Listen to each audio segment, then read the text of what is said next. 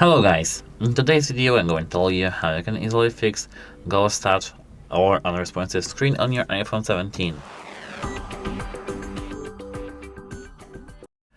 So, actually, at first what I recommend doing is to remove any screen protector that you have on your screen. It's because if you do have the ghost touch, it probably means that you do have the incompatible one, too tough one, or just some incompatible that may cause interference with your screen.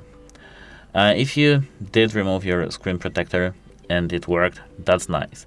If you didn't have any, you need to go to the settings and now scroll down to the accessibility.